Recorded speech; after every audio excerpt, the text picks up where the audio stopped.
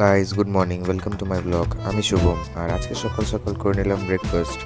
Breakfast করার পর হয়ে গেলাম ফ্রেশ, স্নান টান করে, কারণ আজকে যাবো একটু বাইরে ঘুরতে।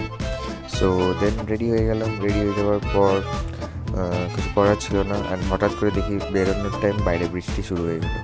এতই জোরে বৃষ্টি শুরু হয়ে গেলো যে আমাদের বেরোনো অনেক লেটই হয়ে গেলো। অনেকক্ষণ ঘরে বসতে লাগলো। হালকা হালকা বৃষ্টি পড়ছিল, স্টিল আমরা বেরিয়ে গেলাম ঘুরতে।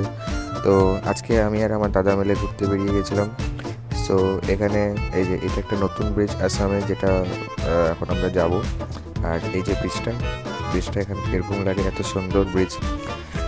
তারপর তারপর চলে আসলাম আমরা একটা পার্ক, যে পার্কটার নাম হলো উজান বাজান পার্ক। তো ওখানে এত সুন্দর সুন্দর ভিউ আছে, প্লাস অনেক কিছু ভিতরে অ্যাক্টিভিটিস করা আছে ছোটো বাচ্চাদের জন্য, প্লে জোন, অ্যান্ড বড়ো মানুষ যারা বড় তাদের জন্য জিম, প্লাস মিউজিক এরিয়া, অনেক কিছু আছে পার্কের মধ্যে। অ্যান্ড ওখান থেকে পার্কের থেকে ঘুরে চলে গেলাম আমরা জুতে। এখানে জুয়ের মধ্যে যেরকম প্রাইস রেট দেখো, যারা ইন্ডিয়ান তাদের জন্য মাত্র 33 রুপিস, আর যারা ফরেন তাদের জন্য 110।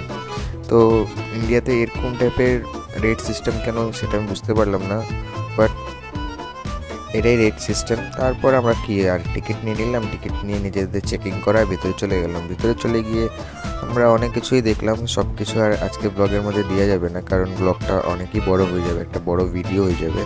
তো এই যে প্রথমে দেখে নিলাম স্নেক, তারপর ওখান থেকে একটু উপরে হেঁটে গেলাম। মানে অনেক টাইপের স্নেক দেখেছিলাম, 6-7 রকমের। আর যদি তোমরা দেখতে চাও তাহলে আমাকে বলে দিও, একটা ওটার জন্য আলাদা ভিডিও বানাতে হবে। দেখলাম রয়্যাল বেঙ্গল টাইগার দেখার পর দেখলাম হিপ্পোপটেমাস। আর হিপ্পোপটেমাসগুলো অনেক বড় ছিল জলের মধ্যে।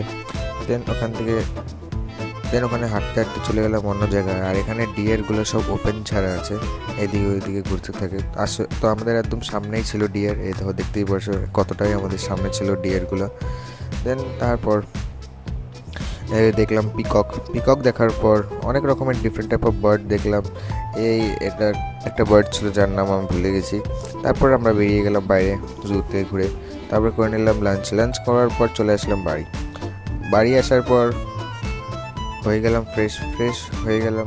তারপর বাড়িতে বসে কয়েকটা কিছু অনলাইনে কাজ ছিল, সেগুলো কমপ্লিট করার পর একটু ক্যামেরার মধ্যে টাইম পাস করছিলাম বাড়িতে বসে খেয়ে নিলাম মোমো। অ্যান্ড তারপর গাইস, আজকের ব্লগ এতটুকুই। Till then, bye by.